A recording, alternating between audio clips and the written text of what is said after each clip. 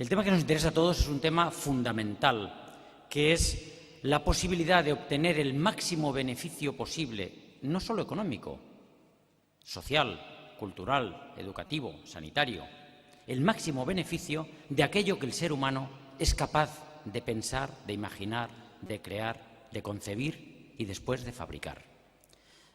Pensado así, la labor de una empresa no es más que un eslabón al poner en el mercado algo que antes alguien tuvo que pensar, tuvo que imaginar, tuvo que concebir, quizá fabricar, en un proceso extraordinariamente rico y complejo que en las sociedades modernas se ha hecho casi infinitamente complejo y, por tanto, ofrece casi infinitas posibilidades de mejora y de desarrollo de la empresa tradicional, especialmente con el advenimiento, y de eso se hablará en posteriores charlas, de eso que hemos dado en llamar la sociedad de la información y la comunicación, que es una sociedad basada en una globalidad de conocimiento muy rápidamente transmisible y en el que una mercancía nueva, intangible, la información, ha ido ocupando cada vez más el lugar de las mercancías tradicionales tangibles, de la materia, de lo que era anteriormente la industria pesada.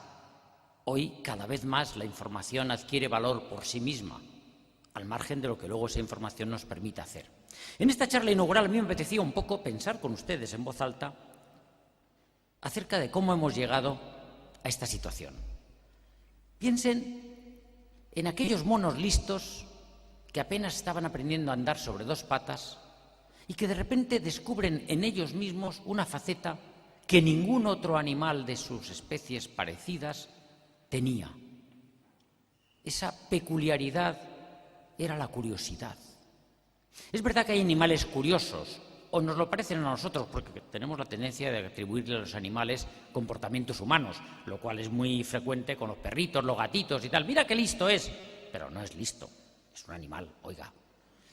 Pues algo parecido, pero aquellas personas todavía incipientes en su humanidad, aquellos monos listos, no sé, Lucy, el Australopithecus afarensis de hace 3 millones de años, ya eran capaces de tener curiosidad, ya eran capaces de buscar algún tipo de ventaja a partir de eso que era una reflexión incipiente. Sin irnos tan lejos, piensen en nuestra especie ya, el Homo sapiens, que estaba en las cavernas porque hacía mucho frío. Hasta hace 10.000 años, ustedes saben que hubo una última glaciación del Cuaternario que obligó a nuestros antecesores, los Cro-Magnon, a vivir dentro de las cavernas.